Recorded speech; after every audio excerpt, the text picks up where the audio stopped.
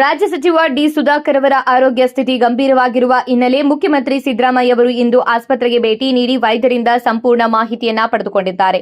ಯೋಜನೆ ಮತ್ತು ಸಾಂಖ್ಯಿಕ ಇಲಾಖೆ ಸಚಿವರಾದ ಡಿ ಸುಧಾಕರ್ ಅವರಿಗೆ ಮೊಣಕಾಲಿನ ಶಸ್ತ್ರಚಿಕಿತ್ಸೆ ನಡೆದ ಬಳಿಕ ಶ್ವಾಸಕೋಶದಲ್ಲಿ ಸೋಂಕು ಕಾಣಿಸಿಕೊಂಡಿತ್ತು. ಆರಂಭದಲ್ಲಿ ಮಣಿಪಾಲ ಆಸ್ಪತ್ರೆಯಲ್ಲಿ ಚಿಕಿತ್ಸೆ ನೀಡಲಾಗುತ್ತಿತ್ತು. ಆದರೆ ಸೋಂಕು ತೀವ್ರವಾಗಿರುವ ಹಿನ್ನೆಲೆಯಲ್ಲಿ ಅವರನ್ನು ಎಲೆಕ್ಟ್ರಾನಿಕ್ ಸಿಟಿಯ ಕಿಮ್ಸ್ ಆಸ್ಪತ್ರೆಗೆ ಸ್ಥಳಾಂತರಿಸಲಾಗಿದ್ದು ಸದ್ಯ ತೀವ್ರ ನಿಗಾ ಘಟಕದಲ್ಲಿ ಚಿಕಿತ್ಸೆ ಪಡೆಯುತ್ತಿದ್ದಾರೆ. ವೈದ್ಯರ ಪ್ರಕಾರ ಸೋಂಕು ಗಂಭೀರವಾಗಿರುವುದರಿಂದ ಆರೋಗ್ಯ ಸ್ಥಿತಿ ಚಿಂತಾಜನಕವಾಗಿದೆ.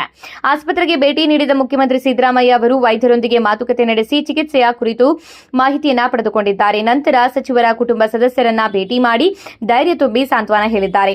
ಈ ಸಂದರ್ಭದಲ್ಲಿ ಸಚಿವ ಜಮೀರ್ ಅಹಮದ್ ಖಾನ್, ಮಾಜಿ ಸಚಿವ ಗೂಳಿಹಟ್ಟಿ ಶೇಖರ್ ಸೇರಿದಂತೆ ಹಲವು ನಾಯಕರು ಸಹ ಭೇಟಿ ನೀಡಿ ಆರೋಗ್ಯ ವಿಚಾರಿಸಿದ್ದಾರೆ. ಸಚಿವರು ಶೀಘ್ರ ಗುಣಮುಖರಾಗಲಿ ಎಂದು ಅಭಿಮಾನಿಗಳು ಹಾಗೂ ಬೆಂಬಲಿಗರು ಪ್ರಾರ್ಥನೆ ಮಾಡುತ್ತಿದ್ದಾರೆ. ಮಾರ್ಚ್ 31ರಂದು ಅವರ ಆರೋಗ್ಯದಲ್ಲಿ ದಿಢೀರ್ ಏರುಪೇರಾಗಿದ್ದು ತೀವ್ರ ಅಸ್ವಸ್ಥತೆಯಿಂದ ಆಸ್ಪತ್ರೆಗೆ ದಾಖಲಾಗಿದ್ದರು. ಪ್ರಾಥಮಿಕವಾಗಿ ಕೆಲಸದ ಒತ್ತಡ ಅಥವಾ ರಕ್ತದೊತ್ತಡದ ವ್ಯತ್ಯಾಸ ಕಾರಣವಾಗಿರಬಹುದು ಎಂದು ತಿಳಿಸಲಾಗಿತ್ತು. ಮಧ್ಯದಲ್ಲಿ ಆರೋಗ್ಯ ಸ್ಥಿರವಾಗಿತ್ತು ಎನ್ನಲಾಗಿದ್ದರೂ ಇದೀಗ ಮತ್ತೆ ಸ್ಥಿತಿ ಗಂಭೀರವಾಗಿರುವುದು ಆತಂಕಕ್ಕೆ ಕಾರಣವಾಗಿದೆ.